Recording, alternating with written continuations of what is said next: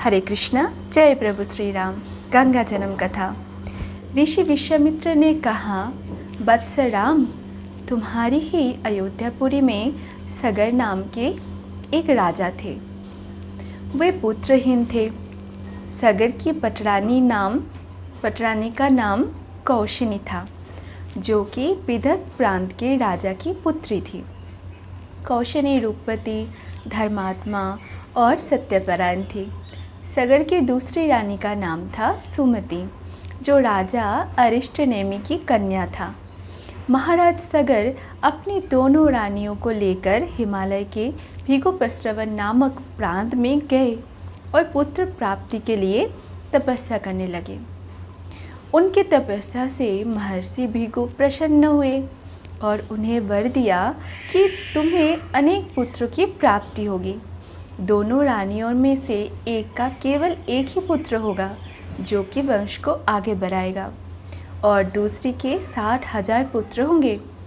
अब कौन सी रानी कितने पुत्र चाहती है, इसका निर्णय वे स्वयं आपस में मिलकर कर ले। कौशिनी ने वंश के बढ़ाने के वाले एक पुत्र की कामना की और गरुड़ की भगिनी सुमति ने 60,000 बलवान पुत्रों की कामना की। कुछ काल के पश्चात रानी कौशिनी ने असमंज नामक पुत्र को जन्म दिया। रानी सुमति के गर्भ से एक तुम्बा निकला, जिसे फोड़ने पर छोटे छोटे 60,000 पुत्र निकले। उन सबका पालन पोषण घी के घरों में रखकर किया गया। कालचक्र व्यतीत होते गया और सभी राजकुमार युवा हो गए। सगर का ज्येष्ठ पुत्र असमंज बड़ा दुराचारी था और उसे नगर के बालकों को सरयू नदी में फेंककर उन्हें डूबते हुए देखने में बड़ा आनंद आता था। इस दुराचारी पुत्र से दुखी होकर सगर ने उसे अपने राज्य से निर्वासित कर दिया। असमंज के अंशुमान नाम का एक पुत्र था। अंशुमान अत्यंत सदाचारी और पराक्रमी था। एक दिन राजा सगर के मन में अश्वमेध यज्ञ करवाने का विचार आया। सगर शीघ्र ही उन्होंने अपने इस विचारों को कार्य रूप में परिणत कर दिया। राम ने ऋषि विश्वामित्र से कहा, गुरुदेव, मेरी रुचि अपने पूर्वज सगर की यज्ञ गाथा को विस्तार पूर्वक सुनने में है, अतः कृपा करके इस वृत्तांत को पूरा सुनाइए। राम के इस प्रकार से जिज्ञासा व्यक्त करने पर ऋषि विश्वामित्र ने प्रसन्न होकर कहने लगे, राजा सगर ने हिमालय एवं विंध्याचल के बीच की हरितिमायुक्त भूमि पर एक विशाल यज्ञ मंडप का निर्माण करवाया। फिर अश्वमेध यज्ञ के लिए श्याम कर्ण घोड़ा छोड़कर उसकी रक्षा के लिए पराक्रमी अंशुमान को सेना के साथ उसके पीछे पीछे भेज दिया। यज्ञ की संभावित सफलता के परिणाम की आशंका से भयभीत होकर इंद्र ने एक राक्षस का रूप धारण किया और उस घोड़े को चुरा लिया।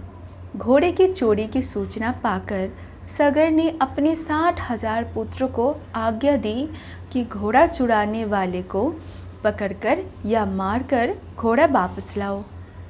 पूरी पृथ्वी में खोजने पर भी जब घोड़ा नहीं मिला तो इस आशंका से कि किसने घोड़े को तहखाने में ना छुपा रखा हो, सगर के पुत्र ने संपूर्ण पृथ्वी को खोदना आरंभ कर दिया। उनके इस कार्य से असंख्य भूमितल निवासी प्राणी मारे गए। खोदते खोदते वे पाताल तक जा पहुँचे। उनके इस निशंस कृत्य के विषय में देवताओं ने ब्रह्मा जी को बताया तो ब्रह्मा जी ने कहा कि ये राजकुमार क्रोध एवं मद में अंधे होकर ऐसा कार्य कर रहे हैं। पृथ्वी की रक्षा का दायित्व कपिल ऋषि पर है, इसीलिए वो इस विषय में अवश्य ही कुछ ना कुछ करेंगे। पूरी पृथ्वी को खोदने के बाद भी जब घोड़ा उसको चुराने वाला नहीं मिला तो निराश होकर राजकुमारों ने इसकी सूचना अपने पिता को दी। क्रुद्ध सगर ने आदेश दिया कि घोड़े को पाताल में जाकर ढूंढो। पाताल में घोड़े को खोजते खोजते वे सनातन वसुदेव कपिल के आश्रम में पहुंच गए।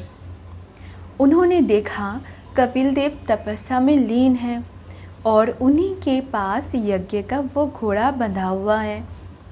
उन्होंने कपिल मुनि को घोड़े का चोर समझकर उनके लिए अनेक दुर्वचन कहे और उन्हें मारने के लिए दौड़े।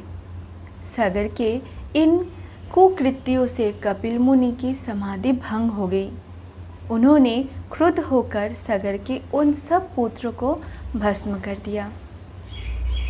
इसके आगे की कथा मैं अगले पाठ में पढ़ के सुनाऊंगी। हरे कृष्णा, राधे राधे, जय प्रभु श्री राम।